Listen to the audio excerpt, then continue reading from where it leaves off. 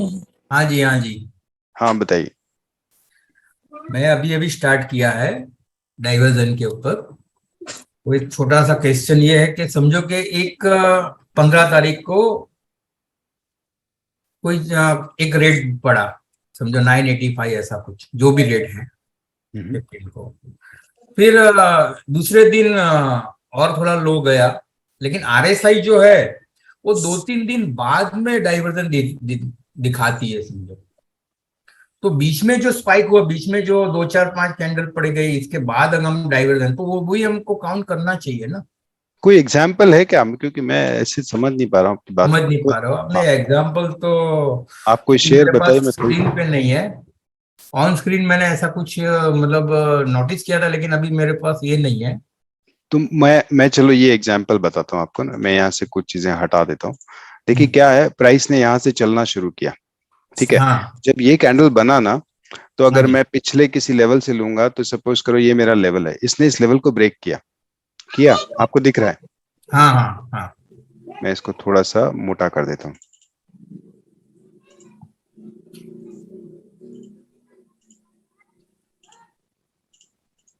जब ये कैंडल बनी ना, तब तक इस लेवल को इसने ब्रेक नहीं किया था। तो मुझे हम्म, ऐसा, आरएसआई ने ब्रेक नहीं किया था, क्योंकि आरएसआई में अभी तक नीचे थी, तो मुझे लगेगा कि ये तो डाइवर्जेंस है। लेकिन अभी तक प्राइस रिवर्स कहाँ हुई है ना, डाइवर्जेंस ने अभी तक स्विंग कहाँ बनाया। जब तक आरएसआई रिवर्स नहीं होगी, तब तक डाइवर्जेंस है नहीं। आरएसआई रिवर्स हुई यहां जाने के बाद, तब तक वो इस लेवल को ब्रेक कर चुका है। तो अब डाइवर्जेंस नहीं है। हम्म, आ रही बात समझ? जब ऊपर जाने लगा ना, तो उस वक्त डाइवर्जेंस नहीं था। हाँ, ऐसा हो सकता है कि यहाँ पे आरएसआई ज्यादा हो। कोई और एग्जाम्पल ले लेते हैं ना, जैसे यहाँ तो डाइवर्जेंस बना है, जैसे ये वाला एग्जाम्पल लेते हैं। ये बढ़िया एग्जाम्पल है। हाँ, नहीं, हाँ। यहाँ यहाँ तो डाइवर्जेंस है, रुक जाइए, मैं वो ढूंढ रहा हूँ जहाँ डाइवर्जेंस नहीं है। जैसे ये वाला एग्जाम्पल है, पर क्या इसमें स्विंग नहीं है प्रॉपर। मैंने ये देखा था डाउन से अप आने के लिए, हम्म। जो समझो कि जिसका आरएसआई 30 के बिलो है। आपका एक वीडियो में मैंने देखा था कि बिलो अच्छा, 35 के नीचे आप आरएसआई डाइवर्जन फाउंड करो तो वो ज्यादा इफेक्टिव रहता है। हाँ बिल्कुल बिल्कुल, मैं हाँ। उस वो भी बताता हूँ, एक बार रिवाइज करता हूँ। चलिए यहाँ पे इसको समझते हैं। सपोज हम्म, करिए मैं क्या कर रहा हूँ, इसको हम रिप्ले कर देते हैं, उससे ज्यादा अच्छा आपको समझ आएगा। हम यहाँ पे चल रहे हैं, ठीक है। ये एक जगह है जहाँ पे हम अब इस वक्त हैं। एक सेकेंड। हाँ जी। रिप्ले। हाँ, अभी ये इसका लो है। हम्म, आरएसआई ऊपर है ना, और प्राइस भी ऊपर है। अब हम थोड़ा आगे चलते हैं। जब प्राइस ने इस लो को तोड़ा ना, इस वक्त आरएसआई नीचे नहीं है। तो इसका मतलब एक डाइवर्जेंस दिख रहा है मुझे। आरएसआई पिछला वाला आरएसआई है 3134 पे, ये आरएसआई है 3134, बराबर है। मतलब अभी तक प्राइस ने नया लो बना लिया, लेकिन आरएसआई ने नया लो नहीं बनाया। पर करेक्ट, क्या मैं मैं इसको, यही, हाँ। हाँ, पर मैं इसको डाइवर्जेंस नहीं बोल सकता ना, क्योंकि अभी नहीं, तक तो नहीं बोल। प्राइस ने गिरना बंद नहीं किया है। मुझे क्या पता प्राइस ने गिरना बंद कर दिया है। हो सकता है अब यहाँ से इतना तेज मोमेंट आए, प्राइस नीचे चला जाए और इस आरएससी के लेवल को तोड़ देगा, जो कि हुआ इस केस में। मैं आपको वही केस बता रहा था कि जहां पे ऐसा हुआ है। अब देखिए प्राइस नीचे चला गया, प्राइस ने अभी तक आरएसआई नीचे नहीं गया, अब जाके आरएसआई नीचे चला गया। जब आरएसआई ऊपर जाएगा, है ना, आरएसआई जब ऊपर जाना शुरू करे, तभी तो मुझे लगेगा कि अब प्राइस ने और आरएसआई ने गिरना बंद कर दिया। आरएसआई ने एक नया स्विंग हाई या स्विंग लो बना लिया। यहाँ पे उसने बनाया ही नहीं। तो हम्म, वो डाइवर्जेंस कंफर्म कहाँ हुआ? अब डाइवर्जेंस कंफर्म करने के कई तरीके हो सकते हैं ना, जैसे मैंने बताया था, 3 कैंडल का स्विंग, 5 कैंडल का स्विंग। कि जनरली जैसे होता है ना, कि जैसे इस कैंडल ने तोड़ा, तो इस कैंडल का पिछला, इस कैंडल का जब तक हाई नहीं तोड़ेगा, मैं डाइवर्जेंस नहीं मानता, है ना। हम्म, मैं सिर्फ एक तरीका बता रहा हूँ। यहाँ पे तो इसका हाई बहुत ज्यादा हो जाएगा, स्टॉप लॉस बड़ा हो जाएगा। लेकिन हम लोग ऐसे भी, जैसे मैं कई वीडियोस में बताया, ये EMA 5 को आप यूज कर सकते हैं, कि जब तक प्राइस EMA 5 के ऊपर आके क्लोज ना हो जाए, हाँ, हाँ, हाँ। है ना, तब तक मैं नहीं मानूंगा कि डाइवर। उसके बाद भी देखो, चल नहीं चले तो कोई बड़ी बात नहीं है, वो हो सकता नहीं चले, लेकिन आपको कोई ना कोई सिस्टम बनाना पड़ेगा। जब तक आप एक सिस्टम को फॉलो नहीं करोगे, कि मैं डाइवर्जेंस कब कंफर्म मानूंगा, आज मंगलवार है, आज मेरा शुभ दिन है, आज मैं वेट नहीं करूंगा, तो गलत है ना। आप एक टेक्निकल सिस्टम पे काम करो, एक सेटअप पे काम करो, तो आपको एक सेटअप बनाना पड़ेगा कि मैं डाइवर्जेंस कब कंफर्म मानूंगा। तो वो आप अपना डिफाइन करो, आप जिस भी इंस्ट्रूमेंट जिस भी टाइम फ्रेम पे ट्रेड करते हो। मैंने जैसे कुछ तरीके बताए, 5 EMA आप यूज कर सकते हो, आप यूज कर सकते, एक सेकंड ना कॉल आ रहा है, आप 5 EMA यूज कर सकते हो आप, या फिर जैसा कि 3 कैंडल का 5 कैंडल का वो यूज कर सकते हो कि जब तक स्विंग ब्रेक ना हो। कुछ लोग कहते हैं जिस कैंडल ने दिया पिछली कैंडल का हाई ब्रेक होना चाहिए। मेरा अपना एक इंडिकेटर है जो ग्रीन में कलर चेंज कर देता है, तो मैं सोचता हूँ कि हाँ अभी मोमेंटम शिफ्ट हो रहा है। बट आप वो अपना डिफाइन कर सकते हो, कोई फिक्स नहीं है।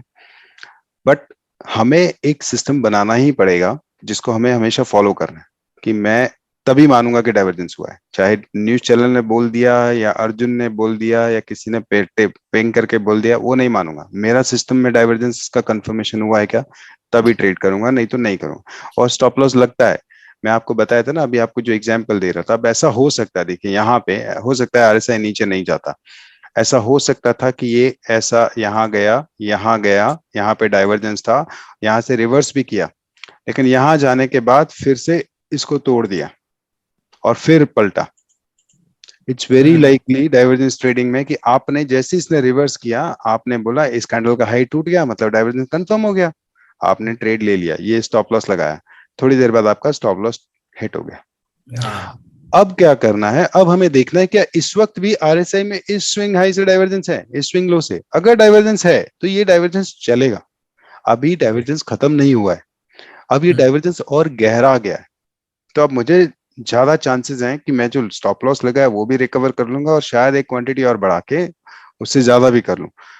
लेकिन जब उसने यहाँ हिट किया, उस वक्त अगर डाइवर्जेंस खत्म हो गया, यानी कि ये जो आरएसआई यहाँ पे जब आया ना, इसने पिछले लो को भी तोड़ दिया, तो वो डाइवर्जेंस खत्म हो गया, आप उस स्टॉप लॉस को एक्सेप्ट करो, इस ट्रेड को भूल जाओ। Correct okay. क्योंकि उससे फिर दिल नहीं लगाना है कि यार अंबुजा में लॉस हुआ था, एक दिन अंबुजा से पैसा निकालना है। हम, हम्म, ये ट्रेडिंग नहीं है फिर ना, आप रिवेंज ट्रेडिंग में घुस रहे हो। तो जैसे ही बहुत लोग हैं, मैं आपको बताता हूँ, बहुत लोग ना अपने ट्रेडिंग व्यू के चार्ट पे यहाँ पे नोट लिख देते हैं, यहाँ पे आई हैड बिगेस्ट लॉस। आप इमोशनली अटैच कर रहे हो अपने आप को एक पर्टिकुलर स्टॉक के साथ, एक पर्टिकुलर ट्रेड के साथ। तो वो नहीं करना अपने को। क्या हुआ है, अगर यहाँ पे उस वक्त जब इसने हिट किया और उस वक्त डाइवर्जेंस था, जैसे अभी मैं आपको रेन का वो यही एग्जांपल दिखा रहा था ना, जैसे रेन इंडस्ट्रीज में क्या हुआ था, यहाँ पे डाइवर्जेंस आया, क्योंकि लेटेस्ट ना, अभी फ्राइडे का ही ट्रेड है इसलिए मैं, यहाँ पे डाइवर्जेंस आया। अगर मान लीजिए मैं 5 कैंडल का स्विंग लो, या फिर ये जो है ना, ये कैंडल है, इसका पिछला ये कैंडल ने तोड़ा, और मैं सोचता हूँ अगर ये मेरा सेटअप है कि इसके नीचे कैंडल क्लोज हुई तो मैं एंट्री ले लूंगा, क्योंकि यहाँ पे एक डाइवर्जेंस बन रहा है। ठीक है, हम्म, हालांकि पुष्पा जैसा डाइवर्जेंस नहीं है, फिर भी एक हल्का सा ट्विस्ट है उसमें, डाइवर्जेंस बन रहा है, मैं होता तो ले लेता, है ना। हालांकि मैंने यहाँ ट्रेड लिया है, लेकिन ये बन रहा है। अब क्या होगा, जैसे ही ये लिया, मेरा स्टॉप लॉस क्या है, ये वाला। अगर मैं ऑप्शन में ट्रेड कर रहा हूं तो मैं ऑप्शन में सेम चार्ट को ढूंढूंगा, है ना। जैसे ऑप्शन में हम क्या करते हैं ना, आप रेन पे जाएंगे ना, तो ये जैसे अगर आप ऑप्शन को देखिए, ये पुट ऑप्शन है, ठीक है। कब कब इसने ये दिया हमको, यहाँ पे यही दिया 17 अगस्त को, है ना। तो हमें डेली चार्ट पे जाना, अच्छा इसमें होगा ही नहीं इतना ना, वॉल्यूम ही नहीं होगा इसमें वॉल्यूम हाँ ही नहीं होगा इतना। लेकिन कोई दूसरा एग्जाम्पल आप, मैं आपको ऑप्शन में भी यही शेप दिखेगा, मेरा ये कहने का मतलब, जब आप ऑप्शन के चार्ट पे जाएंगे ना, you will find the same shape there. ठीक है, अब सपोज करो आप यहाँ पे कैश में ट्रेड कर रहे होते और आपने यहाँ पे सेल कर दिया होता, ये सोच के, या फ्यूचर में ट्रेड कर रहे होते आपने सेल कर दिया, और ये वाला आपने स्टॉप लॉस रखा होता, कौन सा वाला, ये ऊपर वाला कैंडल, ये आपका जो कि लेटेस्ट हाई है, इसके थोड़ा सा ऊपर आपने एक स्टॉप लॉस रखा होता। हाँ और उसके बाद वो पहला टारगेट क्या होता है, बॉलिंजर बैंड का मिड मिड बैंड, ठीक है। दूसरा टारगेट होता है बॉलिंजर बैंड का दूसरे साइड वाला बैंड। हम्म, यहां जाने के बाद प्राइस मूव कर गई और आपका स्टॉप लॉस हिट हो गया। अब हम क्या करेंगे, हम बहुत ही ग्रेसफुली स्टॉप लॉस को एक्सेप्ट करेंगे, लेकिन साथ में हम ये देखेंगे कि क्या डाइवर्जेंस अभी भी मेंटेन्ड है। जिस हम्म, कैंडल ने स्टॉप लॉस हिट किया, वो कैंडल एक ऐसी कैंडल है जिसमें बहुत बड़ी सप्लाई विक है, यानी कि हम इसको बोलते हैं बेरिश कैंडल है, हाँ और मेरे चार्ट के एकदम टॉप पे है ना। जो जिसको बोलते हैं ना, क्या बोलते हैं इसको, क्या था नाम, फॉलिंग स्टार, राइट। एकदम चार्ट के टॉप पे मुझे एक फॉलिंग स्टार मिल रहा है, जबकि डाइवर्जेंस भी बना हुआ है। और यहाँ पे डाइवर्जेंस मेंटेन्ड है। अगर ये डाइवर्जेंस ऊपर आ गया होता, यहाँ आरएसआई ऊपर आ गया, तो फिर मैं इस ट्रेड को भूल जाता, खत्म तो कर देते। ट्रेड ये हो जाता, हाँ। हाँ, छोड़ देते, भूल जाते, अपने मेमोरी से डिलीट कर देते, नहीं चला, बात खत्म। लेकिन यहाँ पे क्या हुआ, जब दोबारा आया ना, तो डाइवर्जेंस मेंटेन था, इसने नया हाई तो बनाया लेकिन डाइवर्जेंस को मेंटेन किया। तो अब मेरा कन्विक्शन ज्यादा हो गया कि इसमें डबल डाइवर्जेंस आया है, मेरा कन्विक्शन गहरा गया। अब मैं इस कैंडल के ब्रेक होते ही ट्रेड में घुस जाऊंगा। मेरा तरीका दूसरा है, या 5 के नीचे ही आप, अगर आप जो भी फॉलो कर रहे हो, 5 के नीचे अगर आप इसको आना है, इसके आते ही आप ट्रेड में घुस जाओ। मेरे हिसाब से नेक्स्ट बॉलिंजर बैंड को जब तक ये हिट नहीं करेगा, वहां तक का टारगेट होना चाहिए। ऐसा भी हो सकता है कि अगले कुछ दिनों में ये बॉलिंजर बैंड ऊपर आ जाए, लेकिन हाँ, हमें जब बॉलिंजर बैंड टच करे तो अपनी कैपिटल का जितना लगाया वो निकाल लेना चाहिए। उसके बाद वो फ्री ट्रेड है, उसके बाद हम वेट कर सकते हैं अगर और चलेगा। क्योंकि ये ना, जब इस तरह से डबल डाइवर्जेंस देता है तो अच्छा रन देता है, मतलब इवन बॉलिंजर बैंड के साथ वॉक ऑन द एज भी दे सकता है, जो मेरे एचसीएल के एग्जांपल में हुआ था। वॉक ऑन द एज देता रहा, वो लंबा ट्रेड गया। बट हाँ, देखने की इंपॉर्टेंट बात क्या है, क्या डाइवर्जेंस मेंटेन्ड है। और ये होता ही है। आपको, आप मार्टिन प्रिंग की जो बुक है ना, जो उन्होंने पता नहीं कब लिखी थी, आप मिलती भी नहीं है, आपको मिलेगी भी नहीं अमेज़न वगैरह पे, मार्टिन प्रिंग की, जिसमें मार्केट मोमेंटम उन्होंने डाइवर्जेंस को समझाया, उन्होंने बार बार यही एग्जांपल देते हैं, डबल ट्रिपल टाइम भी हो सकता है आपके साथ डाइवर्जेंस, तो इट्स वेरी लाइकली। लेकिन एक ट्रेडर क्या होता है, वो उसको ट्रैक करता है जब तक उसमें डाइवर्जेंस बना हुआ है। क्योंकि जब वो गिरने लगेगा ना, वो सारे जो 2-3 बार पीछे स्टॉप लॉस है सब रिकवर कर देगा आपके। और अगर कहीं पे भी डाइवर्जेंस ब्रेक हो गया तो उसे एग्जिट कर जाएगा, अपने स्टॉप लॉस जो लगा उसको एक्सेप्ट कर लिया। ओके। ठीक है, जैसे मैं आपको एचसीएल टेक का जो एग्जांपल दे रहा था, उसमें जैसे क्या होता है, बॉलिंजर बैंड के बाद भी वो चलता रहा, क्योंकि कई बार आपको वॉक ऑन द एज दे देता है। ये देखिए, ये इसने बॉलिंजर बैंड हिट किया, मुझे यहीं एग्जिट होना है ना, हाँ, लेकिन उसके बाद भी देख रहे हो उसने वॉक ऑन द एज दिया। अब आपको यहाँ पे रिवर्सल मिल रहा है, जो मेरा ये अलग मेरा पर्सनल बॉलिंजर बैंड है, जो कि आपको कह रहा है अब ये यहाँ से रिवर्स, देखो इसको बोलते हैं हैरेमी पैटर्न भी बोलते हैं, क्या बोलते हैं, प्रेग्नेंट लेडी, और कई तरह के कैंडलस्टिक पैटर्न्स होते हैं। ये एक बुलिश प्लूटो भी है। राहुल। हाँ, एक प्लूटो भी है, जैसे यहाँ पे एक स्टार दिख रहा है, यहाँ पे भी एक स्टार आ रहा है, वो मुझे कह रहा है ये कंप्लीटली बॉलिंजर बैंड के बाहर चला गया। हमने एक बॉलिंजर बैंड का वीडियो किया है ना प्लूटो स्टार पे, हाँ, जिसमें बताया हाँ, कि जब वो स्टैंडर्ड डिविएशन 2 के बिल्कुल बाहर चला जाता है तो बहुत चांसेस हो जाते हैं कि वो वापस मिड बॉन्ड तक आएगा। इसको बोलते हैं मीन रिवर्सल। क्यों आएगा, क्योंकि अब यहाँ पे सिर्फ उसके बेस पे ट्रेड नहीं लिया जा सकता। लेकिन मुझे यहाँ पे क्या मिल रहा है, यहाँ पे मुझे मिल रहा है कि एक हैमर टाइप का कैंडल बन रहा है, साथ में बहुत जोर से गिरा है उधर, है ना, बहुत जोर से गिरा है, तो इट्स वेरी लाइकली कि जोर से गिरा है तो थोड़ा सा उछलेगा। तो ये सिंपल बेसिक कॉमन सेंस है जिससे हम ट्रेड लेते हैं। सेटअप वही है, पिछले 100 सालों से वही सेटअप है, वही वही सर। कैंडलस्टिक पैटर्न्स हैं, लेकिन उनको सही जगह पे, क्योंकि आप यहाँ पे हैमर पकड़ोगे तो नहीं चलेगा। आप हैमर देखो किस जगह पे आ रहा है, जहां पे इट्स वेरी लाइकली कि ये एक रेंज से बाहर चला गया, शायद पलटना चाहिए, नहीं भी पलटे, कोई जरूरी नहीं है, नहीं जरूरी पलटेगा नहीं। तो अपनी गलती एक्सेप्ट करेंगे और निकल आएंगे। ठीक है, खैर ये वाला आपको समझ आया ना, जो एचसीएल टेक का मैं कह रहा था कि बॉलिंजर बैंड हाँ। कई बार क्या होता है ऊपर आ जाता है। हमें हम्म। अपना टारगेट तो यही है, कोशिश करो अपनी यहाँ पे कैपिटल पूरी निकाल लें, फ्री कर लें। मैं तो मिड बॉलिंजर बैंड पे ही कैपिटल फ्री कर लेता हूँ। ठीक है, अब अगर यहाँ पे मेरे पास 2 लॉट अभी भी पड़े हैं तो मैं एक और बेच दूंगा। अब मैं एक को देखना चाहता हूँ कहाँ तक जाता है। नेक्स्ट मुझे सिग्नल मिल गया कि यहाँ गड़बड़ हो सकती है, निकल जाएंगे। अच्छा। तो थोड़ा सा, आप अगर कैश में ट्रेड कर रहे हैं, आप एचसीएल के 100 शेयर्स हैं, तो 100 शेयर पे काम कर सकते हैं कि चलो यहाँ पे 50 निकाल दिए, यहाँ पे 25 निकाल दिया, बाकी फ्री है, देखते हैं कहाँ जाता है। इससे आप लर्न करोगे कि ट्रेल कैसे करते हैं, आप अपना खुद का एक मेथड बना पाओगे कि देखो यार ये वाला ट्रेलिंग का मेथड बेस्ट है। कुछ लोग जैसे यही करते हैं, 9 EMA के ऊपर आ गया तो मैं ट्रेलिंग स्टॉप लॉस से एग्जिट करूं। सुपर ट्रेंड बहुत बढ़िया टूल है, आप सुपर ट्रेंड यूज कर सकते हो। सर मैं कुछ सवाल पूछूं? हाँ हाँ, पूछिए, कौन है, कौन। दत्तात्रेय सर हूं। हाँ बताइए sir, Dattatreya sir. Sir swing के लिए मैं हालांकि अभी स्विंग करता हूँ मैं ऑप्शन और फ्यूचर में। तो स्विंग के लिए सर आरएसआई डाइवर्जन के साथ कौन से इंडिकेटर को सिंक करना चाहिए जिससे मुझे ज्यादा कन्विक्शन मिले, या बॉलिंजर बैंड ही यूज करना चाहिए या अदर कोई ईएमए? देखो ईएमए वगैरह थोड़ी अलग चीज है, और उसके लिए फिर स्टॉकिस्टिक या एमएससीडी पे जाना पड़ेगा। बॉलिंजर बैंड क्या है, बॉलिंजर बैंड आपको वोलेटिलिटी बताता है। मैं बॉलिंजर बैंड क्यों प्रेफर करता हूँ, वो आपको वोलेटिलिटी बता रहा है कि प्राइस ना कितना मूवमेंट है उसमें ना, वॉलेटाइल है।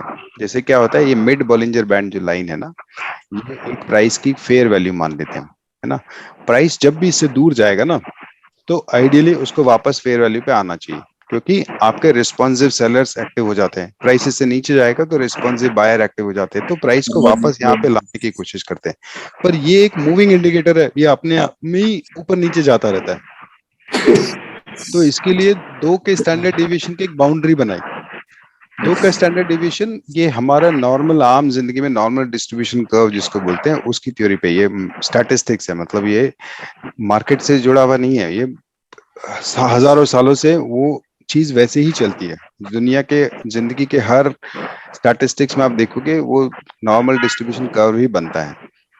तो इसलिए बॉलिंजर बैंड में जब भी हम इसको यूज करते हैं तो बताते हैं, जब भी इस दो के डिस्ट्रीब्यूशन, दो के स्टैंडर्ड डिवीजन प्राइस बाहर जाएगा ना, तो ऐसा सिर्फ 95% टाइम्स ऐसा, मतलब 5% टाइम्स ऐसा होगा कि बाहर जाएगा, फिर उसको वापस अंदर आना चाहिए। तो ये वॉलेटिलिटी बताता है। जब प्राइस इसके बाहर गया, सपोज करो ये वाला एक एग्जांपल है, तो यहाँ पे इसने क्लोजिंग बाहर दे दिया, है ना, लेकिन इसने प्राइस तो ऊपर गया लेकिन क्लोजिंग अंदर दे दिया। तो ये क्या बोल रहा है, ये जो नया प्राइस आया ना, इसको वॉलेटिलिटी ने एब्जॉर्ब कर लिया, यानी कि बॉलिंजर बैंड खुद ऊपर शिफ्ट हो गया, यानी कि मार्केट ने नई प्राइस को फेयर वैल्यू मान लिया है ना, वो उस दो के स्टैंडर्ड डिविएशन के रेंज के अंदर ले आए उसे। तो वो कह रहे हैं कि हाँ ये अब ठीक है प्राइस।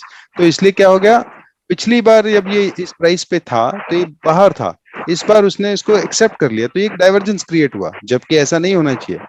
सही कानून के हिसाब से चलें तो अगर ये प्राइस जो है, ये प्राइस अगर यहाँ पे ये प्राइस है 517 रुपए ना, 516 रुपए, 516 रुपए अगर दो के स्टैंडर्ड डिवीजन से बाहर जाती है तो फिर 555 भी जानी चाहिए। 555 तो ज्यादा है, यहाँ पे आके डाइवर्जेंस क्रिएट हो गया क्योंकि वॉलेटिलिटी ने इसको एब्जॉर्ब कर लिया। तो एक ये तरीका है, आप तरीका मैंने बताया आप कुछ भी यूज कर सकते हो। मैंने जो अपने वीडियो में बताया वो एक तरीका बताया कि ये एक बहुत अच्छा, कई बार आपको ऐसा मिलेगा यहाँ पे आरएसआई का डाइवर्जेंस नहीं है लेकिन वॉलेटिलिटी का डाइवर्जेंस है, वो चलता है, वो भी चलता है।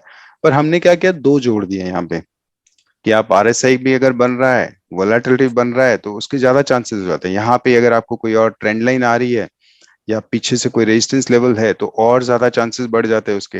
यहाँ पे प्लूटो स्टार मिल जाए तो और ज्यादा चांसेस बढ़ जाते हैं। प्लूटो स्टार मतलब कोई कैंडल पूरी तरह बाहर चली गई, यहाँ पे ये वाली कैंडल सपोज करो पूरी तरह बाहर चली गई होती, है ना, तो इट्स वेरी लाइकली कि अब वो 2-3% वाली रेंज में चला गया कि अब तो इसको वापस आना ही चाहिए।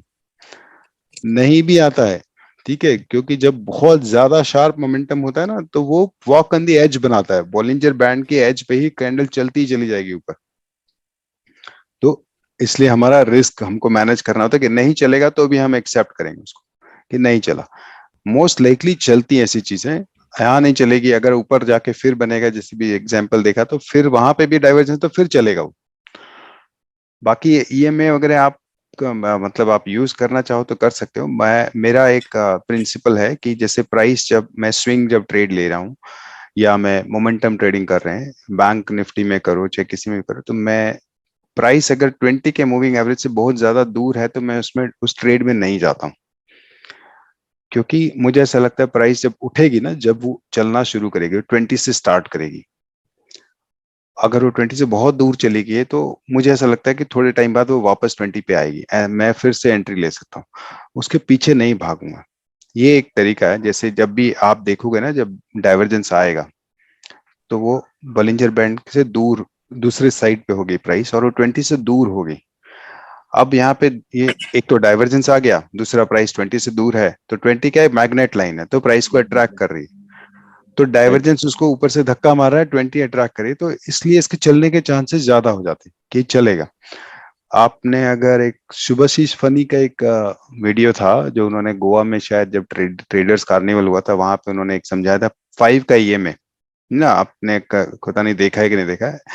5 ईएमए जो है ना, अगर वो मंथली चार्ट पे ऐसे बोलते हैं, जब प्राइस है ना, ये 5 का ईएमए, जब प्राइस 5 के ईएमए से पूरी तरह दूर चली जाती है, यानी कि टच नहीं करती उसको, ना हाई ना बॉडी ना विक, कुछ भी टच नहीं कर रही, और जब नेक्स्ट कैंडल नेक्स्ट मंथ की कोई भी कैंडल, किसी भी डेली कैंडल उसका हाई ब्रेक करती है, तो उनका ये कहना है ये मीन रिवर्सल है, क्योंकि प्राइस ना आप कभी ये देखोगे 5 के ईएमए से जुड़ के चलती है, तो जब उसे दूर चली जाती है तो 5 के ईएमए उसको वापस खींचता है अपनी तरफ। These are all mean reversal techniques. तो वो बोलते हैं जब 5 के ईएमए को वापस उसके पास खींचेगी प्राइस, तो आप इसमें एंट्री ले सकते हो। मैं इस पे ट्रेड नहीं करता हूँ, जैसे सीखना सब चाहिए, है ना। जैसे ये वाला कैंडल है, इससे दूर चला गया, अब किसी न किसी दिन की कैंडल ने फर्स्ट टाइम 5 के ईएमए को ब्रेक किया होगा, मतलब इस कैंडल के लो को ब्रेक किया होगा, और वो यहाँ पे एंट्री लेते हैं, है ना। इसी तरह यहाँ पे एंट्री लेते हैं। तो ईएमएस को हम इस तरह से यूज करते हैं। मैं अपना जो बॉलिंजर बैंड वाला है ना, ये जो आरएसआई डाइवर्जेंस, इसमें भी एक थ्योरी मैंने जो पढ़ी हुई है कहीं पे या सुनी है कहीं पे, 3 के ईएमए पे लोग काम करते हैं। कब मानोगे कि प्राइस के डाइवर्जेंस कंफर्म हो गया? ठीक है, एक नोएडा के ट्रेडर हैं, उन्होंने एक बार किसी वीडियो में शायद बताया था कि जब भी प्राइस 3 के ईएमए को छोड़ के दूर चली जाए, क्योंकि 3 का ईएमए हमेशा कैंडल पे ही चलेगा, अगर प्राइस 3 के ईएमए को छोड़ के दूर चली जाए तो इसका मतलब वो रिवर्स करेगी, और अगर वहां पे डाइवर्जेंस है तो वो उस ट्रेड में घुस जाते हैं। अपने अपने तरीके हैं, आप किस तरीके से कंफर्टेबल हो आप वो तरीका यूज कर सकते हो, क्योंकि ना आपके स्टॉप लॉसेस हर बार चेंज होते चले जाएंगे। 3 के ईएमए कम स्टॉप लॉस होगा, लेकिन उसके चलने के चांसेस भी कम है, क्योंकि हो सकता है वो वापस इतना ना गिरे। मैं वीकली टाइम फ्रेम पे एनालिसिस करता हूँ। एक सर कल्पतरु पावर आप देख सकते हैं, कल्पतरु पावर, हालांकि पोजीशन नहीं है, नहीं कुछ उसमें, मुझे ये भी पूछना नहीं है कि मैं उसमें पोजीशन लूँ या नहीं, जस्ट एनालिसिस के लिए। हाँ बताइए, weekly time frame. Weekly time frame. हाँ बताइए। मैंने एक ट्रेंड लाइन खींची थी ऊपर से नीचे तक एक, और उसके बाद ये नीचे कितने तारीख का है, यहाँ से इसके हाँ सर, इसके साथ, हाँ राइट सर। उसके ठीक है, बाद में यहाँ पे नीचे एक डाइवर्जन दिखा था मुझे, ये वाला डाइवर्जेंस। इधर, हाँ सर, हाँ ये हाँ इधर ही, हाँ है ना इधर ही डाइवर्जेंस है, डाइवर्जन। मतलब ये आरएसआई का डाइवर्जेंस है। हालांकि मैं हाँ इसमें क्यों नहीं ट्रेड कर, मेरा आप कर सकते हो, मैं तो अपना बताता हूँ। क्योंकि क्या है ना, हाँ आरएसआई इसमें ना गर्म नहीं हुआ है। जैसे मैंने बताया था ना, आरएसआई क्या हीटेड होता है ना, तो फिर उसके रिवर्सल के चांसेस बढ़ जाते हैं। मेरा जो लास्ट वीडियो है ना जो आरएसआई डाइवर्जेंस पे, आप उसमें देखना। 30 के नीचे होना चाहिए हाँ थोड़ा सा डाइवर्जन। उस रेंज में जाए, अगर और है 20 तक है, 15 तक आ गया है, तो बहुत चांसेस है कि अब वो रिवर्स करेगा, है ना। उसी तरह ऊपर अगर 90 को हिट कर जाता है तो इट्स वेरी लाइकली, जैसे मैंने यहाँ लाइन खींची हुई है, ये 90 की लाइन है ना या 80 की लाइन है, इसके ऊपर चला जाता है तो वो डाइवर्जेंस के चलने के ज्यादा चांस होते हैं। इसी तरह नीचे जैसे एक लाइन खींची हुई है 20 की लाइन है, हाँ लेकिन डाइवर्जेंस है, ऐसा नहीं कि डाइवर्जेंस नहीं है। ये सिर्फ और सिर्फ आरएसआई का डाइवर्जेंस है। अब हम इसको देख लेते हैं वोलेटिलिटी का डाइवर्जेंस में, वोलेटिलिटी का डाइवर्जेंस नहीं है, दिख रहा है, दोनों ही बाहर है हाँ बैंड सही से, और है। बैंड क्या ना स्क्वीज हो रहा है। ओके। कौन सा अच्छा डाइवर्जेंस होता है ना, डाइवर्जेंस अच्छा वो होता है जब बैंड थोड़ा चौड़ा होता है और फिर डाइवर्जेंस आता है। यहाँ डाइवर्जेंस नहीं है, जस्ट मैं एक एग्जांपल बता रहा हूँ कि डाइवर्जेंस का, जैसे बैंड चौड़ा होता है ना, इसका मतलब प्राइस एकदम से मूव करेगी। जब बैंड ओके। फट फट जाता है ना, तो मूवमेंट ज्यादा होता है। अदरवाइज क्या होता है, छोटी छोटी छोटी कैंडल मिला के आपका ऑप्शन का प्रीमियम ही खा जाएगी। अब जैसे ये ना बहुत ये बैंड स्क्वीज हो रहा है, ये थोड़े से बेसिक्स हैं जो प्रैक्टिस से आएंगे आपको। जब आप ट्रेड लेने लगोगे ना, और फिर आप अपने ट्रेड लॉग को रिव्यू करोगे कि क्या हुआ था उस दिन, क्यों नहीं चला, तो आपको समझ आएगा यार प्राइस में वॉलेटिलिटी नहीं थी, मूवमेंट ही नहीं था, मैंने ट्रेड ले लिया। जैसे ना ये, इसलिए मैंने ना बहुत एक्सपीरियंस से जोन बनाए हुए हैं कि मुझे चाहिए मोमेंटम, प्राइस में एक्शन दिखना चाहिए, है ना। तभी तो वो डाइवर्जेंस आएगा। कब आएगा? जब कार बहुत तेज जा रही है, तभी तो डाइवर्जेंस आएगा। एकदम से स्पीड ओके। ब्रेकर आया, कार रुकेगी। अगर मैं 40 की स्पीड पे चल रहा हूँ तो मेरा डाइवर्जेंस कितना होगा? बहुत छोटा सा होगा, हाँ, तो उसको ट्रेड में मजा नहीं आएगा। यानी कि वो ग्रे जोन से नीचे मिले तो डाइवर्जन बहुत अच्छा होगा। हाँ 30 के, मतलब 30 आरएसआई के। ना थोड़ा गर्म होना चाहिए। अगर 2080 के पार है तो और अच्छी बात है, और वहां पे डाइवर्जेंस है ना, तो इट्स वेरी लाइकली कि वो डाइवर्जेंस चलेगा। क्योंकि देखो वहां मल्टीपल चीजें काम करिए, डाइवर्जेंस है, आरएसआई भी गर्म हो गया, तो आरएसआई को कूल ऑफ, कूलिंग पीरियड चाहिए, तो आरएसआई 50 तक आके 60 तक आके कूल होएगा, और वो हमारा पीरियड ऑफ, वो हमारा जोन है जिसमें हम ट्रेड लेंगे कि अब आरएसआई कूलिंग, आरएसआई की कूलिंग स्टार्ट हो रही है, राइट। हाँ सर, ठीक है, यानी कि थोड़ा सा हेलो। एनालिसिस मेरा गलत हो गया। ठीक है सर, नहीं थैंक नहीं, गलत की कोई बात नहीं सर। देखो देखो, हाँ, ऐसे ही मैंने भी ऐसे ही सीखा, धीरे धीरे चीजों को सीखा और पता चला कि यार ये मैं गलत डाइवर्जेंस तो था, लेकिन मैं थोड़ा सा गलत तरीके से ले लिया, क्योंकि डाइवर्जेंस ना एक अलग स्टोरी थ्योरी है। आप समझो कि चीज ना अपनी लिमिट को छोड़ के दूर जा रही है, तो वो तेजी से जाएगी तो तेजी से आएगी। ठीक है। राइट। सर एक सवाल, हाँ, पूछिए। ये इसमें जैसे monthly diversion, weekly diversion, daily हम सब चेक करते हैं। कौन बोल रहा है, और सॉरी? राजीव राजीव अच्छा, शाह, हाँ राजेश सर, बताइए। इसमें सर ऐसा है कि कितनी कैंडल वाइज डाइवर्जन स्ट्रांग रहता है, 5 कैंडल का या ऐसा कुछ रहता है कैंडल वाइज? मैं तो नहीं मानता पर्सनली ना कैंडल वाइज। मैंने आपको बताऊं, मंथली डाइवर्जेंस पे भी ट्रेड किए हैं, हाँ हाँ। है ना। तो और वो कई महीनों बाद आते हैं, कई बार ऐसा होता है। तो हम्म, कैंडल्स नहीं है बेसिकली, वो प्राइस एक्शन है। क्या, जैसे मैंने बताया, अच्छा डाइवर्जेंस क्या है, जब वो थोड़ा सा ऐसे स्लोप बना के आता है, जैसे वो पुष्पा ये बनता है ना ऐसे, हाँ हाँ थोड़ा हाँ। सा स्लोप बना के आता है, वो अच्छा डाइवर्जेंस है। क्योंकि क्या हो रहा है ना, प्राइस बहुत तेज गई, कूल ऑफ हुई, फिर से प्राइस ने एक्शन पकड़ा और फिर से तेज जाने की कोशिश की, पिछले हाई को ब्रेक कर दिया ना। तो प्रॉपर प्राइस एक्शन है। कई बार क्या होता है, वो फ्लैग बन जाता है। आपको जो मैं जिसका एग्जांपल एग्जांपल याद नहीं आ रहा, मेरे ख्याल से बैंक ऑफ बड़ौदा में था ना। कई बार क्या होता है, वो हम उसको डाइवर्जेंस समझ लेते हैं, वो फ्लैग निकल आता है और हमारे स्टॉप लॉस अगर ना लगाओ ना, तो पूरा अकाउंट खाली हो जाएगा। अच्छा। ठीक है ना। जैसे मैं कोई अच्छा एग्जांपल कहाँ पे था, मैं ऐसे ही यहाँ जैसे ये इसको समझते हैं ना, ये तो ऐसा हुआ नहीं, लेकिन मैं आपको जो समझाने की कोशिश कर रहा हूँ, वो क्या होता है, कई बार ऐसा होगा कि ना प्राइस ना ऐसे जा रहा है, ठीक है, उसके बाद प्राइस ने गिरना स्टार्ट किया, लेकिन वो इस तरह से गिर रहा है। हाँ अब क्या होता है ना, हमें क्या लगता है कि ये डाइवर्जेंस आ रहा है ना, मतलब समझ लो पूरी तरह पुष्पा टाइप का शेप नहीं बनाया, या फिर यहाँ पे चल रहा है, बिल्कुल इस तरह से चल रहा है, बहुत तेजी से आया और मुझे लगता है इतना तेजी से आया तो आरएसआई में तो डाइवर्जेंस आएगा ही आएगा। अब वो जब इसका हाई ब्रेक करेगा ना, उसको वो टिपिकल फ्लैग का ब्रेकआउट बन जाता है। अगर प्राइस इस तरह से टूट के आएगा ना, जैसा कि किस में मिलता है, पेन होता है ना, हाँ, देखिए प्राइस ना अगर ऐसे टूट के आ रहा है ना, तो ये फ्लैग नहीं होता है। हाँ लेकिन अगर प्राइस ऐसे जा रहा है ना, स्ट्रेट चलता जा रहा है, चलता जा रहा है, और धीरे धीरे थोड़ा सा ऊपर आने की यहाँ पे कोशिश की है और हमें लगा डाइवर्जेंस आ गया, तो ठीक है। क्या होगा ना, ये फ्लैग, ये इसको बोलते हैं टिपिकल फ्लैग का ब्रेकआउट। फ्लैग का ब्रेकआउट हाँ। बहुत डेंजरस होता है। फ्लैग का ब्रेकआउट आपको इस पोल जितना टारगेट देगा, अच्छा। है ना। तो आपका स्टॉप लॉस नहीं लगाए ना, तो आपका अकाउंट खाली हो जाएगा। आप सोच रहे हो कोई बात नहीं, ऐसा बताया था कि ऐसा होता है कई बार कि ऊपर जाता है और फिर से भी आएगा, है ना, और फिर से फिर टूटेगा।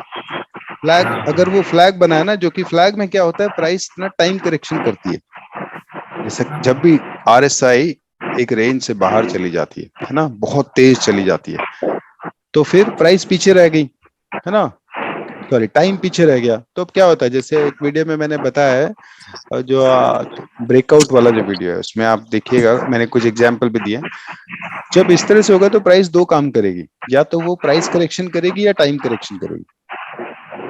जब वो प्राइस करेक्शन करेगी तो वो इस तरह से नीचे आएगा, पुष्पा बनाएगा, और अगर वो टाइम करेक्शन करेगी तो प्राइस वहीं घूमता रहेगा। वो सिर्फ अच्छा। टाइम, जो उसने टाइम से पहले प्राइस का एक्शन दे दिया, उसको टाइम को बिता रही है वहां पे, टाइम पास करी। जिससे एक तो होता है कि आप बहुत तेज 120 की स्पीड पे कार ड्राइव कर रहे हो, अब स्पीड ब्रेकर आ गया या छोटा माइनर एक्सीडेंट हो गया, इसकी वजह से रुके हो, है ना, तो that's your price correction also.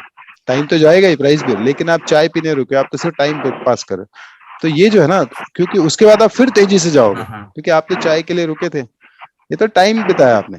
जब एक्सीडेंट होगा ना, अब आप तेजी से नहीं जाओगे आप। हाँ। तो वो होता है इस तरह, वो शेप ऐसा बनेगा। आप देखो कि प्राइस भी करेक्ट हो रहा है, धीरे धीरे प्राइस भी नीचे आ रहा है, और टाइम भी वेस्ट हो रहा है क्योंकि आरएसआई को वापस प्राइस के साथ आना है, तो तेजी से भाग गया है, उसको फिर से आना है, इसलिए उसको टाइम बिताना पड़ेगा।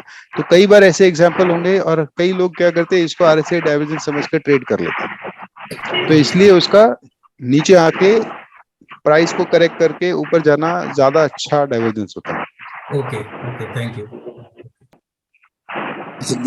अभी आपने बताया ना ग्रे जोन से बाहर होना चाहिए, अभी ये यहाँ पे है हाँ ग्रे जोन से हाँ, क्लासिक ये बुलिश वाला, इसकी बात कर रहे हो आप?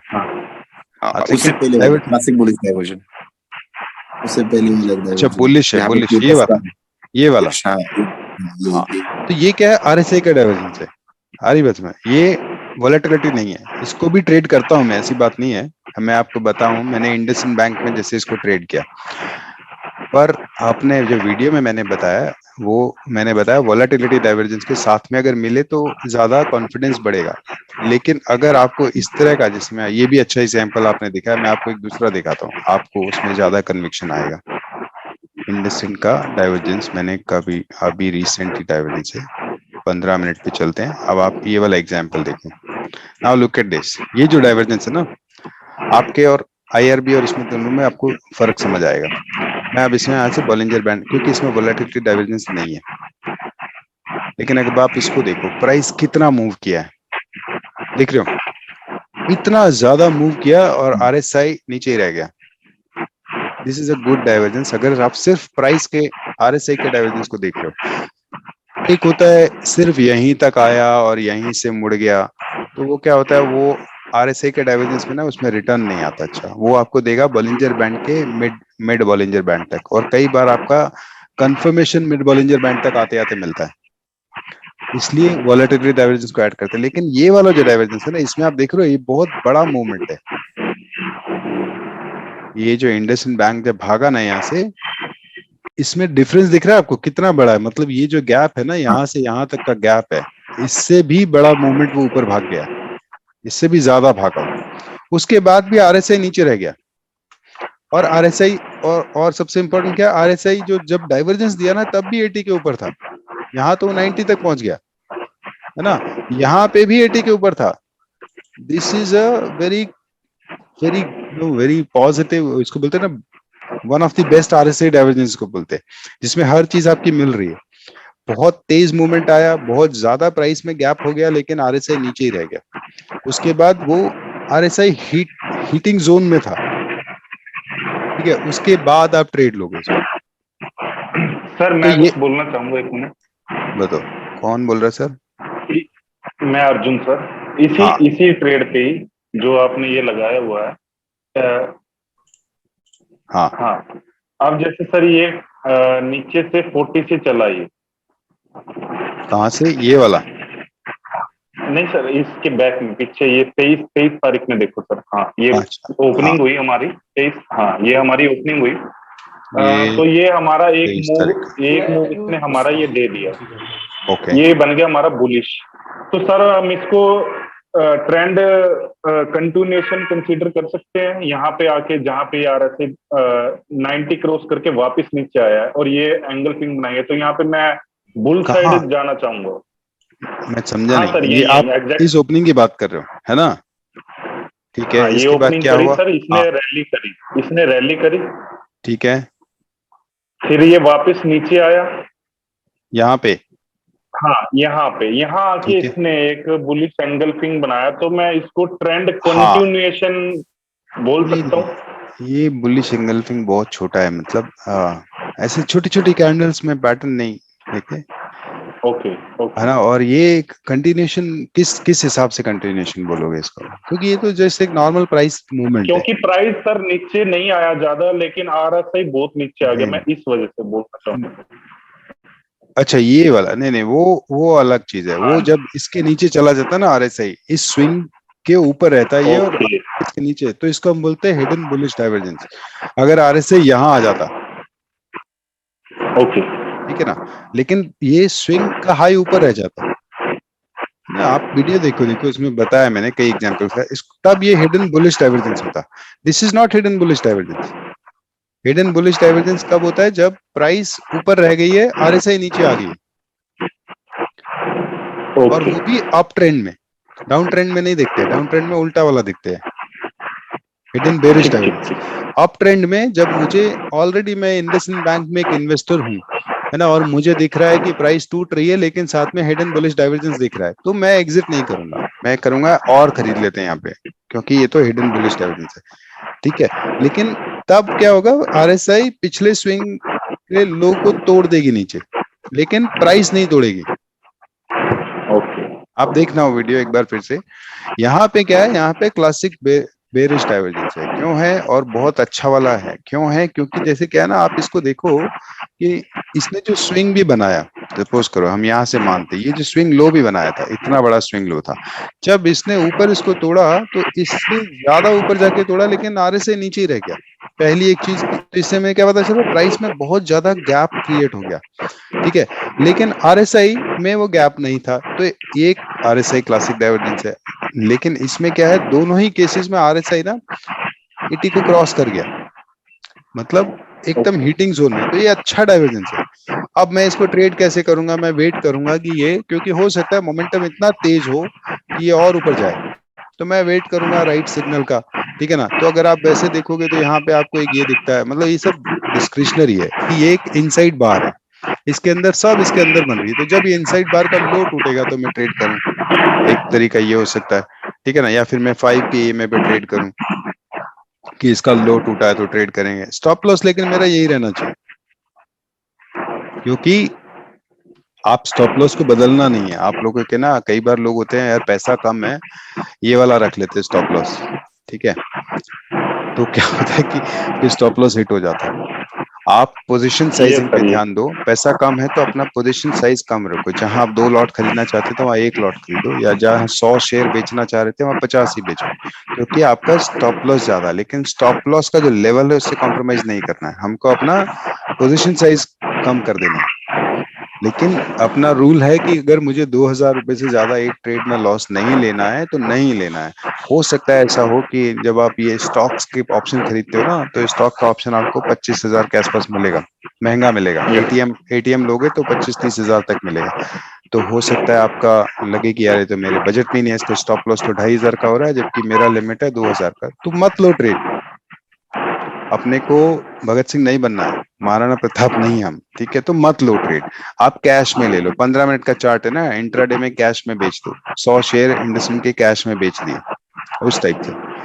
पर अपने पैर उतने ही फैलाओ जितनी चादर है, क्योंकि फिर वो जो लॉस होगा ना, आप उसको डाइजेस्ट नहीं कर पाओगे, आपको ना ये इमोशनली बड़ा झटका लग जाएगा कि यार उसने मुझे 2,500 का स्टॉप लॉस लगाया था, और ऑप्शन चार्ट पे वो स्टॉप लॉस हो सकता है पहले हिट हो जाए आपका। ठीक है, क्योंकि ये आप स्पॉट का चार्ट देख रहे हो, ट्रेड ले रहे हो ऑप्शन में। ठीक है, जैसे कि अभी यहाँ पे मुझे क्लासिक बुलिश डाइवर्जन दिखा, ये वाला। तो यहाँ पे हाँ ये वाला, तो हाँ, उसके बाद हमें इसका टारगेट कैसे फिक्स करना है। और दूसरी बात कि अभी आरएसआई ने प्रीवियस स्विंग हाई जो है आरएसआई के वो भी ब्रेक कर दिए हैं, और इसमें कोई कुछ मुझे बेरिश डाइवर्जन दिखा नहीं कि जिसकी वजह से मैं यहाँ से बाहर निकल जाऊं। नहीं तो यहाँ ठीक है, का बिल्कुल टारगेट ठीक है। कैसे फिक्स करना है? तो मैं आपको सबसे आसान तरीके बताता हूँ, जो मैं भी फॉलो करता हूँ। सपोज करो आपने यहाँ पे, आपको डाइवर्जेंस मिला, आपने सोचा कि मैंने खरीदना है और 3 कैंडल के स्विंग पे खरीदना है, यानी कि इस कैंडल के ब्रेकआउट पे आप मान लेते हो कि एंट्री ले लेते हो, है ना, ये वाला कैंडल। ठीक है, मान लेते हैं कि हाँ आपने सर। यहाँ पे एंट्री ले लिया। ठीक है, हाँ यहाँ सर। पे आपने एंट्री ले लिया, उसके बाद ये आपका स्टॉप लॉस है। तो पहला टारगेट जो मैं आपको बोलूंगा, पहला टारगेट है, आप 20 को अपना टारगेट बनाओ, 20 का मूविंग एवरेज जो होता है ना। ओके। सपोज करो आपने 100 शेयर खरीदे होते, तो 20 का मूविंग एवरेज या तो आप बॉलिंजर बैंड लगा के देख सकते हो, है ना, क्योंकि ये सिर्फ और सिर्फ क्लासिक डाइवर्जेंस है ना, तो मैं तो उतना ही टारगेट लेता हूँ, और उसके बाद आप सुपर ट्रेंड से उसको ट्रेल कर सकते हो, है ना। तो सपोज करो आपने यहाँ पे एंट्री ली, तो ये आपका पहला टारगेट हिट हो गया। ठीक है, यहीं पे हाँ आपने यहाँ पे हाँ जब एंट्री ली तो पहला टारगेट आपका यहाँ पे हिट हो गया। आप अपनी ना, यहाँ पे आपको 1:1 भी नहीं मिला, क्योंकि ये कैंडल बहुत बड़ी थी, हाँ, है ना, ये कैंडल बड़ी थी। इसलिए right। जैसे अगर आप शायद यहाँ पे ईएमए का 5 लगाते तो आपको पहले एंट्री मिल जाती, यहीं पे एंट्री मिल जाती। बट ठीक है, मान लो आपने ये भी सिस्टम फॉलो किया तो आपका पहला टारगेट हिट हो गया। अब आप क्या करोगे कि अपनी कैपिटल को सेव करने की कोशिश करोगे कि भाई 100 जो मेरे शेयर थे ना उसमें से मैं 50 निकाल देता हूँ। हालांकि इसमें आपकी कैपिटल पूरी सेव नहीं होगी क्योंकि आपका स्टॉप लॉस बड़ा है, लेकिन फिर भी आप कुछ पैसा अपना निकाल लो उसमें से। उसके बाद आप दूसरा टारगेट जो होता है वो बॉलिंजर बैंड का दूसरा एंड है जो कि आपका यहाँ पे हिट करा। हाँ ठीक सर। है, ये जो हिस्सा है आप अपनी बची हुई क्वांटिटी का हाफ यहाँ पे निकाल दो। ठीक है, 25 शेयर्स यहाँ निकाल दी। उसके बाद अब आप कोई भी ट्रेलिंग स्टॉप लॉस मेथड ले सकते हो, या तो 20 ले सकते हो, है ना, कि जब भी 20 के नीचे क्लोज होगा निकलूंगा, या फिर 9 ले सकते हो, 9 ईएमए ले सकते हो। मैं जो यूज करता हूँ वो मैं बताता हूँ। मैं आप सुपर ट्रेंड ले सकते हो, ठीक है ना। आप सुपर ट्रेंड लगाओ। सुपर ट्रेंड में भी दो तरीके होते हैं यूज करने के। पहला एक होता है कि सुपर ट्रेंड जब तक हरा है मैं उसमें बना रहूंगा, ठीक है। आप 10-2 यूज कर सकते हो, है ना, 10-2 अच्छा है। 21-3 भी अच्छा होता है, अगर आप 21-3 भी यूज कर सकते हो। मैं अपना बता रहा हूँ कि मैं कौन से प्रेफर करता हूँ, ठीक है। आप सुपर ट्रेंड को यूज कर सकते हो, और जो डिफॉल्ट आता है मेरे ख्याल से वो 10-3 आता है।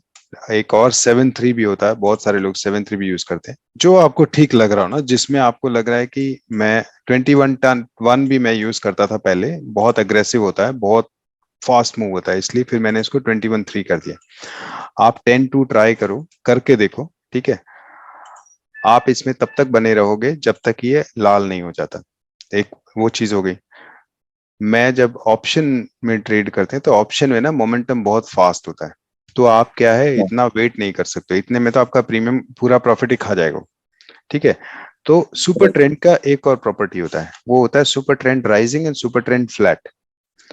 जब सुपर ट्रेंड फ्लैट होता है ना, मतलब ऐसा हो जाता है फ्लैट, उसी वक्त निकल जाते हैं, है ना। या फिर आपको यहाँ से कोई ऐसा सिग्नल मिल जाए, है ना, कोई भी, मतलब डाइवर्जेंस की बात नहीं कर रहा हूँ। आप ऑलरेडी ट्रेड में हो, आप तो सिर्फ स्टॉप लॉस को ट्रेल कर रहे हो, तो आपको ऐसा कोई सिग्नल मिल जाए कि बॉलिंजर बैंड के एज पे एक स्टार आया जिसको हम प्लूटो स्टार बोलते हैं, नेक्स्ट कैंडल इतनी बेरिश कैंडल थी कि मैं समझ रहा हूँ कि ये शायद टूट जाएगा, 20 तक वापस चला जाएगा, आप निकल सकते हो। आपको ये समझना है कि आप क्या समझ पाओगे ना, आप कितना एपिटाइट है आपका।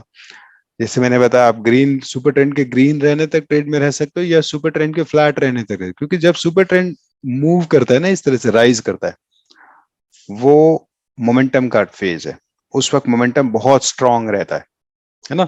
जैसे ही वो फ्लैट होता है, जैसे मेरा ये जो इंडिकेटर है ना मैंने जो बनाया है, इसमें एक मोमेंटम भी हम कैप्चर करते हैं, positive momentum and negative momentum. तो अगर आप देखोगे ना, ये जो एरो देख रहे हैं पे, ये सब कह रहे हैं सुपर ट्रेंड इस वक्त राइज कर रहा है, तो मुझे सुपर ट्रेंड लगाने की जरूरत नहीं है। मुझे बता रहा है कि सुपर ट्रेंड इस वक्त राइज कर रहा है, मुझे नहीं निकलना है। यहाँ पे आके सुपर ट्रेंड ने राइज करना बंद कर दिया, ये फ्लैट हो गया, तो इसने भी मुझे बता दिया आगे मोमेंटम खत्म हो गया, तो मैं यहाँ पे भी निकल सकता हूँ। जैसे ही मोमेंटम खत्म हुआ मैं निकल सकता हूँ।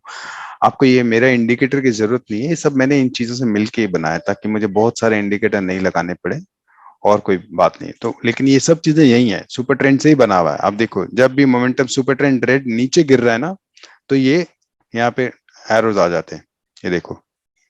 तो मुझे बता देते कि सुपर ट्रेंड राइजिंग है कि फॉलिंग है।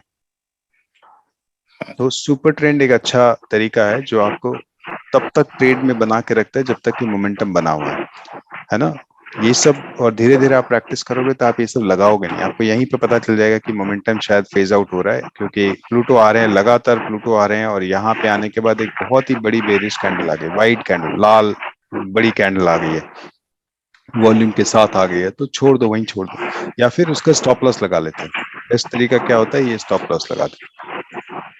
जब भी आपको ऐसे प्लूटो कैंडल्स दिख जाए ना, प्लूटो मतलब जो कैंडल बाहर खुल रही है बाहर ही बंद हो रही है, उनके नीचे का स्टॉप लॉस लगा लेते हैं, है ना, उसको ट्रेल करते हैं। ये भी यहाँ पे भी बंद नहीं हुआ, यहाँ पे भी बंद नहीं हुआ, मैं ट्रेल कर रहा हूँ स्टॉप लॉस को। जब इसके नीचे बंद हो जाएगा, फिर नेक्स्ट में यहाँ पे हुआ, यहाँ पे एग्जिट करा दिया उसने मुझे इस कैंडल पे, ठीक है। जब आरएसआई 70 60 60 70 80 पे जाता है ना, उसका क्या मतलब होता है, आरएसआई प्राइस में बहुत तेज मोमेंटम है। अगर आप ये सोचो कि आरएसआई 80 आ गया तो मैं निकल जाऊं, तो हो सकता है आप बचे हुए मोमेंटम को मिस कर जाओ, क्योंकि उस वक्त वो इतना तेज चल रहा होता है ना। जब आरएसआई 80 के ऊपर होता है, और अगर वो ऊपर जाएगा थोड़ा सा 85 90 तक जाएगा, तो प्राइस ओ बहुत तेज भागेगा, क्योंकि आपकी गाड़ी 120 130 पे चल रही है, तो प्राइस और तेज भागने लग जाएगा। तो इसलिए आपको क्या करना है कि RSI के 80 होने पे अगर आप रुक जाओगे तो गड़बड़ है, वहां तो प्राइस ने मोमेंटम पकड़ा है।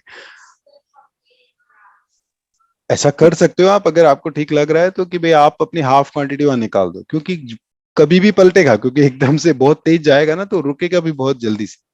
तो आप अपना आप हाफ क्वांटिटी निकाल दो, वैसा भी फॉलो कर सकते हो, अपने अपने तरीके हैं। मैं उसको वैसे नहीं फॉलो करता। मुझे लगता है कि RSI जब 80 के ऊपर है ना, तो अभी तो बहुत तेज जा रही है गाड़ी। अगर इसने एक दो कैंडल और भी बना दी ऊपर की साइड में, तो बहुत अच्छा मूवमेंट मिलेगा। ये देखो, यही है एडवोकेट हाँ, मोटी रकम। मोटी रकम नाम से ही है। ये देखो, ये मैंने ट्विटर पे ट्रेड डाल देते हैं आप, ये सब मीन रिवर्सल है, सब RSI डाइवर्जेंस के ट्रेड है। रिलायंस में, SBI में आप देखो, जिस डेट को डाले थे उस दिन 15 मिनट के चार्ट पे जाके बैंक निफ्टी में आप देखो, आपको दिखेगा कि वहां पे RSI डाइवर्जेंस आए थे, जो वोलेटिलिटी के साथ आते हैं डाइवर्जेंस। ये जी देखो, जी। ये बहुत बढ़िया ट्रेड था उस दिन। अगर आप ऑप्शन में ट्रेड करते हो बैंक निफ्टी में, this is, I mean you must know, open interest देखो आप फॉलो करो नहीं करो, ऑप्शन ग्रीक्स फॉर पैसा कमाने के लिए इतना पढ़ने की जरूरत नहीं है, आपको थोड़ा सा सेंस होनी चाहिए चीजों की। ये उस दिन जो मैं बता रहा था, बहुत बढ़िया फॉल आया था लास्ट में, जब बैंक निफ्टी ने फॉल स्टार्ट हुआ। आ, आप यहाँ पे जीरोधा में ओपन इंटरेस्ट फ्री इंडिकेटर है, उसको लगाओ। जैसे सपोज करो ये कौन सा है, 38,000 का पुट है, हम्म। और ये एक्सपायरी की बात है। मैं आपको बताता हूँ किस दिन का एक्सपायरी था ये।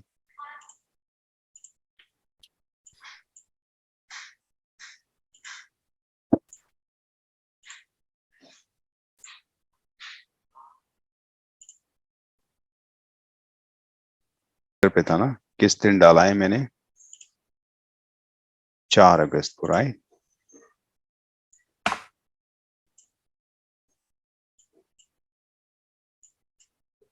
ये अच्छी चीज है, अगर आप फॉलो करते हो, नहीं करते तो कोशिश करो, आप इसको चार्ट पे देखना स्टार्ट करोगे तो आपको समझ आने लगेगा।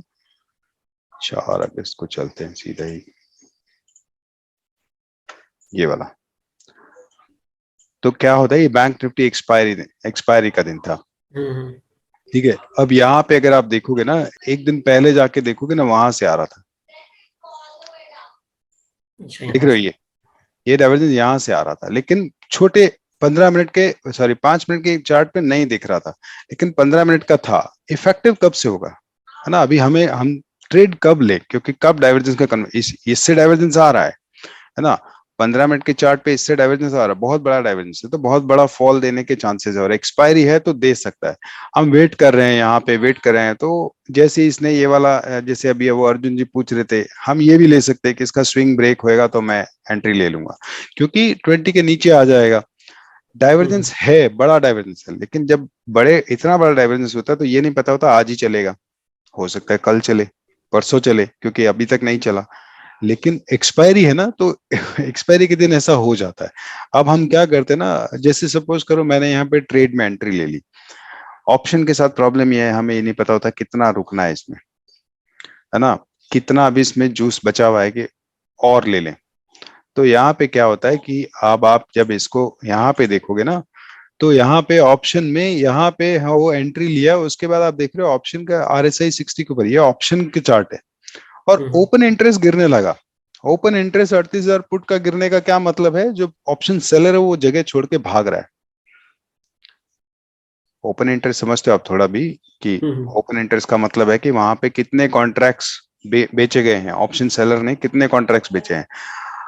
इसका मतलब ये था कि ऑप्शन सेलर को बहुत कॉन्फिडेंस है कि 38,000 तो नहीं आएगा, तो उसने वहां के सारे पुट बेच दिए, बहुत सारे पुट बेचे। लेकिन अब ये देख रहे हो, वो अपने स्क्वायर ऑफ कर रहा है, वो भाग रहा है यहाँ से, ओपन इंटरेस्ट इतनी बुरी तरह। अब आपको इससे निकलने का मतलब ही नहीं है फिर, ये तो आपका सही जगह है, क्योंकि अब एकदम से ऑप्शन का प्रीमियम भागेगा बुरी तरह से, क्योंकि वो भाग गया। अब ये सारे लोग 38,000, जो 38,000 का पुट बेचे बैठे थे, ये 38,900 पे शिफ्ट हो जाएंगे, सॉरी 37,900 पे चले जाएंगे, 37,800 पे चले जाएंगे, क्योंकि वो घबरा गए। तो इसका मतलब अब ये भागेगा रॉकेट के जैसे। तो ये थोड़ा ऑप्शन थोड़ा ऐसे समझाना मुश्किल है, आई मीन ऑप्शन अलग साइंस है। केवल जीरोधा में अवेलेबल है क्या इंडिकेटर?